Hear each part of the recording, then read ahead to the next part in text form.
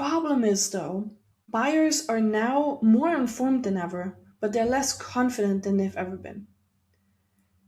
And the central question here really is, how much trust does a buyer really need today before they're willing to be known, meaning they raise their hand, they want to talk to sales, or buy? If we just amplify the 7-Eleven 4 with generic content that we have been producing maybe in the last 15 years, it's going to really backfire, and that is going to be a massive problem. Welcome to the Lead with Trust podcast. Each week, we share insights and practical strategies to help you build trust intentionally and systematically in your business. And now, here's your host, Hannah Eisenberg. Welcome to another episode of Lead with Trust. I am so happy and grateful that you are here today. We're going to talk about a really important topic. I mean, we always are, but I'm excited about this one. I've been really mulling over this for the last week or so I'm excited to share my thinking here on this. B2B buyers consume more content than ever before. 13 pieces actually on average. And most buy without ever talking to sales. And yet 56% of B2B purchases end up in regret, and 86% of deals stall before a decision is even made. So here's the question. How can buyers who have more information, more access, and more control than ever before feel less confident than ever? And that the answer is that the trust gap hasn't just gotten so much larger over the last few years. It has changed entirely in shape. And that's what we're going to unpack today. Now, I came across sort of this topic as I was researching the trust gap and how we can quantify the trust gap. And I came across a post from Dan Priestley talking about the 7-Eleven 4 rule, and I actually hadn't come across it. Don't know how, but I hadn't come across. So I did a little bit of a deep dive in a rabbit hole there. And initially I was floored. I was like, holy, if you don't know what I'm talking about, it's essentially saying that a buyer has to spend 7 hours with your content across 11 touch points and 4 locations in order to trust you enough to make an initial purchase. If you do the math and you think about, okay, maybe I need 30 leads to have a good client. I know SaaS companies who need 66 leads to make a good sale. Now, there's some overlap, of course, but not everything is overlapping. So the amount of content you must be creating is insane, right? So of course our brain would go to, oh my God, I need to just create more content and across more touch points, I need to repurpose it better. And how do I show up more to get those 7 hours of content across 11 touch points in 4 locations across one lead for them to become a buyer? The problem is, though, buyers are now more informed than ever, but they're less confident than they've ever been. And the central question here really is, how much trust does a buyer really need today before they're willing to be known, meaning they raise their hand, they want to talk to sales, or buy? And if you do a bit of research here, you realize it's not just about more of the same. If we just amplify the 7-Eleven 4 with generic content that we have been producing maybe in the last 15 years, it's going to really backfire, and that is going to be a massive problem. And today I'm going to first explain to you how this is going to backfire, what are the consequences of doing more of the same, and then what do you need to do different, where do you need to adjust in order to prevent that from happening to you. Before we go down that, I want to just take apart the 7-Eleven 4 for a second, because it's important to understand that historical context that we come from. It's most often contributed to Google's Zero Moment of Truth study. Initially, that study was done in 2010, and it was, in my opinion, one of the biggest, most impactful studies done around marketing topics in the last decades. And they found out basically that between someone being exposed to a product on a billboard, a television ad, a newspaper ad, in some way or form, right, to them actually experiencing that problem, going into a store, talking to a salesperson, holding it in their hand, reading the package, maybe even enjoying it, there is now a new step since 2010, obviously a little bit before, but because of the internet being more adopted, that people are now doing a lot of that initial research, their due diligence by themselves, and that is called the zero moment of truth. Zero moment of truth activities is anything from searching online, reading a Reddit thread, going to Trustpilot and reading reviews, reading a vendor website, watching YouTube channels, even talking to your friends and families, getting reviews from other people. It is a lot of due diligence and trying to learn more about the thing before you go and talk to sales or buy the thing. Now, the implied logic here is that time, 7 hours of content, touch points, so the 11 touch points that you have to experience, and the four locations, creates a familiarity because of the repetition that sort of helps people to overcome that trust gap and create some sort of trust. Now, it worked back then in 2010, 2020, because there was more information scarcity and all the channels that your customer or your buyer could encounter you on were largely controlled by your brand, right? It was your website, it was maybe your YouTube channel, maybe it was your social media platform, maybe it was a partner talking good about you. A lot of this was controlled by you as a brand. And because of that, the narrative that they encountered was relatively consistent. That, coupled with a much higher baseline of institutional trust, led to your buyers trusting you a lot more just through the 7-Eleven for marketing activities. Okay, but that doesn't work anymore. Now in 2024, 2025, 2026, we've already seen that just exposure doesn't equal trust anymore, right? Buyers are now hitting a exposure threshold immediately because they just go to Chat Claude or some other AI tool and they ask a question and they get back a very confident, authoritative answer in a neat little well-written response. And studies have shown that buyers trust those answers more than a lot of other sources on the internet. They have, despite the initial skepticism around AI, they now swung the opposite direction, where they believe it without questioning too much, but then they sort of go into a rabbit hole. The longer they're exposed to information, the more they're starting to doubt and feel confused and lose their confidence, and they just go down this rabbit hole of research because now they're being confronted with automated distribution, algorithmic feeds in social, like just bombarded with information. It's almost like they feel like my teenager sitting there for 2 hours doom scrolling on their phone on Instagram. That's what a buyer almost feels like. They're just getting overwhelmed with the amount of contradicting, inconsistent information that they're being confronted with. And now, instead of spending their time, 7 hours, to be familiar and getting to know the brand across that consistent and cohesive narrative, now they're getting confused because they're using that time to try to puzzle together what is actually reality, what is actually wrong information, and they're just literally reconciling contradictions.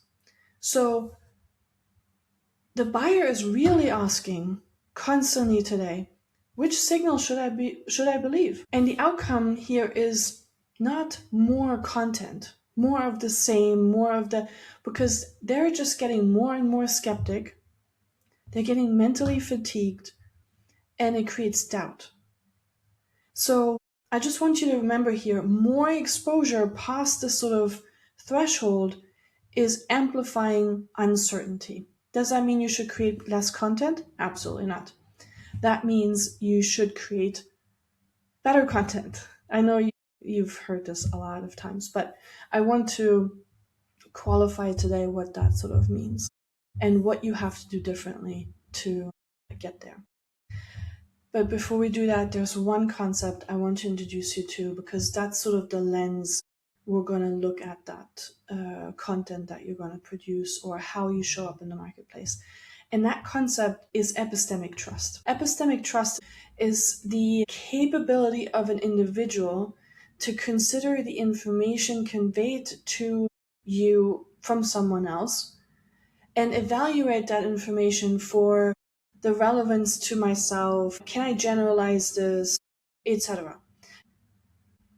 So essentially what I'm asking is this source something that I should allow it to shape my trust? Can I believe this source of information?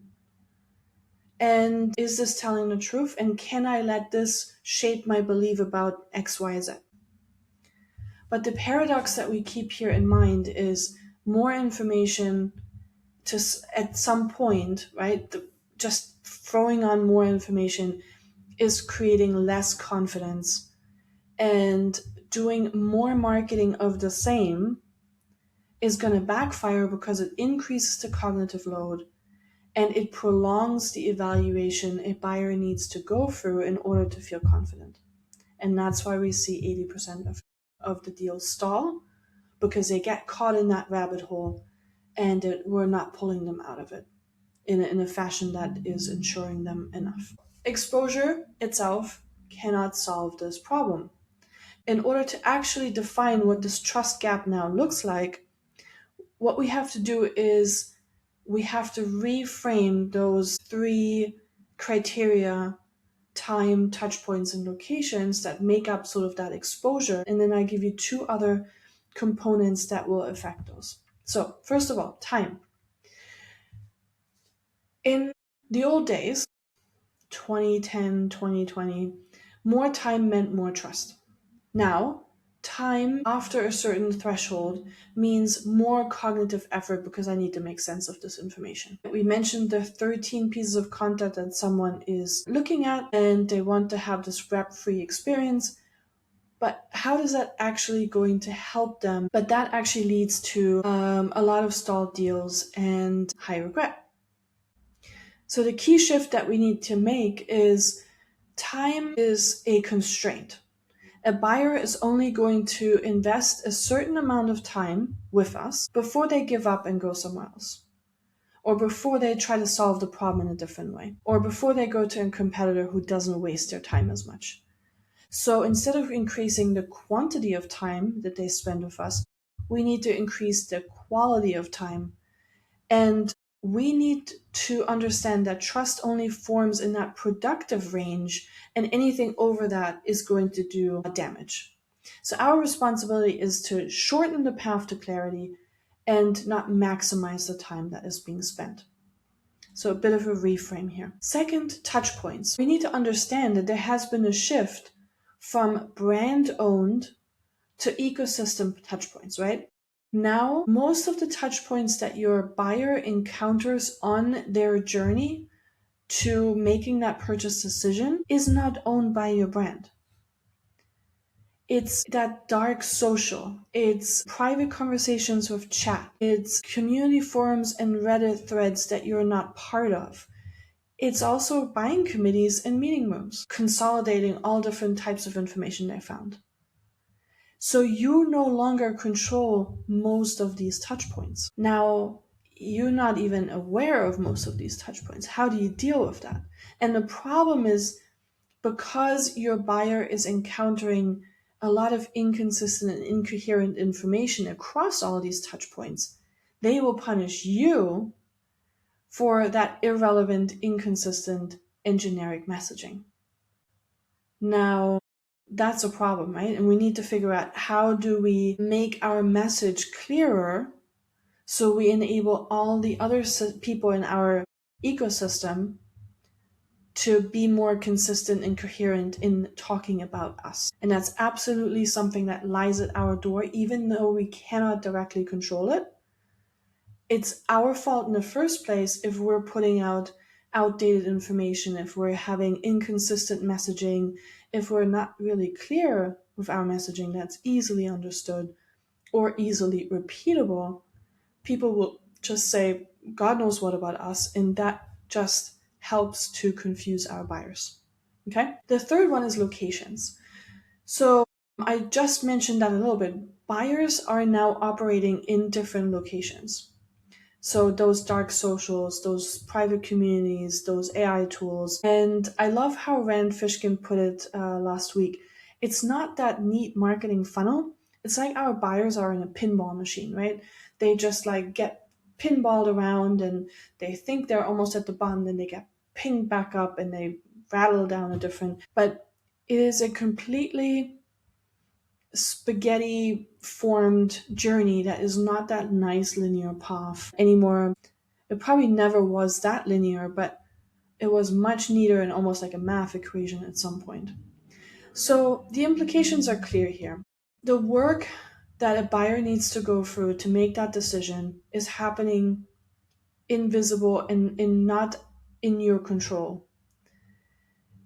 And that a lot of times is when your buyers go dark and then all of a sudden come back to you and burst into this flurry of activity. That didn't mean they ghosted you. They just meant they went away and did their due diligence in an area that you couldn't control. So we have to reframe the location as well. Now, just to recap that real quick before we move on to the other two things. Exposure now is a function of the quality of time that you're spending, the touch points and the locations, but with that reframe that I just mentioned. It's not just the generic blasting out, but you have to reframe that and rethink that a bit. What it doesn't do, though, is it doesn't account for two very important things: validation and emotional safety. And those are really important to put all the missing pieces in place that we're now encountering. And that's the shape shifting of the trust gap that I'm talking about. The trust gap with the 7-11-4 didn't just become larger, that we now need 10, 20, and 8 across those three dimensions. But it changed the shape that we now need validation and emotional safety. Now, validation is really all about reducing that epistemic risk that someone is taking, right? The difference is, initially the touch points gave someone that feeling, have I seen you before? Yep, I have, I can trust you. Validation is more about, can I believe this? And that comes in form of not vendor controlled entities like peers, practitioners, communities, former customers, and they give someone else that they're not basically telling the buyer, oh, this is the truth, but the buyer sees that all these people are having the same belief about X, Y, and Z. And that gives a good indication that this could be true. It makes the truth, or it makes this X, Y, and Z most likely to be true. So it's validating that information. And that's important because if you're encountering inconsistent and incoherent information that is very confusing, and now you're spending time reconciling all the stuff and you're trying to figure out what is the truth and what can I believe in, if you have that kind of validation come from peers, communities, etc., and you see other people believing the same thing, you can be relatively sure that this is true. Now let's talk about emotional safety. Emotional safety is all about reducing that perceived risk. If you remember, the trust leader definition of trust is that our willingness to be vulnerable as buyers needs to be equal or greater than the perceived risk that I'm taking without active control or direct control over the vendor or the positive outcome. Then that emotional safety that I'm getting would reduce that perceived risk. So the real question that buyers here asking is, what happens if this goes wrong? And the risks are much higher than they've ever been before. In a B2B environment, if you're making the wrong decision, it's not like no one gets fired for buying IBM anymore.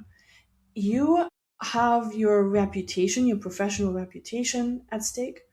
You might have your career at stake. There might be internal politics that are going to be in favor or in disfavor for you if you make the wrong decisions. There's a lot at stake now. And that's why we see buying committees increase. I think there's now 8 people on average in a buying committee in B2B. And that's because making decision in a group reduces the risk for the single person and gives emotional safety. So it turns that belief into action. And it makes vulnerability more acceptable because we're doing this in a group. So if you're looking at the trust gap and if you're looking at what do I need to do today to overcome this, you need to not only increase the exposure across the time, the location, and the touch points, but you need to invest in some way or form in giving your buyers and your audience validation, and you need to give them emotional safety. Now, I wrote an article where I go a bit more into detail of what this actually is and some self-coaching questions that you find there that you can really use to guide yourself a bit through that and what that means. But for this episode right now, I just wanted to give you that lens, and I want to leave you with sort of a progression that you can think about. And it's not a formula like the 7-Eleven 4, but it's sort of a progression from exposure to belief to action. So we're injecting here the belief. And I want you to remember it in this way. Exposure gets you considered, validation gets you believed, and emotional safety gets you chosen. Okay? So I'm going to say that again. Exposure gets you considered, validation gets you believed, and emotional safety gets you chosen. If you think about those new 2 criteria, remember that validation reduces the epistemic risk, and emotional safety reduces that perceived risk that someone has when they're actually saying yes. All of this put together, and you will build trust. Now, what does that mean for a leader like yourself? It doesn't mean less content, and it doesn't mean fewer touch points. But it does mean you need to take responsibility and show up in the right way, that validation and emotional safety happens because it's your door this lands on, that you don't get to control the narrative anymore, but you have to do every single thing in your power to enable others to be consistent and cohesive about that narrative. So your messaging needs to be 100% crystal clear. You need to make it in a way that's memorable and repeatable. You need to have all of your content on your website up to date and completely consistent and coherent as well. So get rid of those old articles if they are telling a different story. Make sure that you always have the most up to date that reflects your reality of who you are today. If you are talking about your past on your About Us page and the company history, fine. But if you still have articles on your website that talks about your product 5 years ago and outdated features, or features that have completely changed, get rid of them. Switch your mindset to making this a knowledge base for humans and a knowledge base for AI bots that then will recommend an answer to those humans. Responsibility. it really means that you have to shift your responsibility or your focus from persuasion to risk reduction. You have to ethically lead as as a company leader to make it easier to believe in the things you say. So don't make unnecessary claims.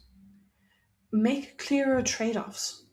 Make people really truly understand with product comparisons and product configurators, with pricing and ROI calculators, whatever it takes, but be entirely clear that this information and the type of information you are presenting can be believed and can be trusted, and it helps to reduce the cognitive load and it helps to reduce the confusion. So instead of just putting out more articles and articles and articles that are generic, rethink, what can I do to make it easier to believe that this information is correct? How can I make this action safer for my buyers? How can I reduce the risk that they're feeling? Now, if you take one thing away from today's episode, is that exposure is just table stakes. You need to now add a layer of validation and emotional safety to close that gap. The trust gap hasn't just largened, it has changed its shape. And it's your responsibility, even though you can't control a lot of those elements, to do the best you can to reduce the risk for your buyers and make it feel safer for them to act. And remember, ultimately, everything in business comes down to trust. Thank you for listening to Lead with Trust. If this episode helped you see how trust really shows up and made you think differently of how you can build trust in your business, share it with someone who needs to hear it.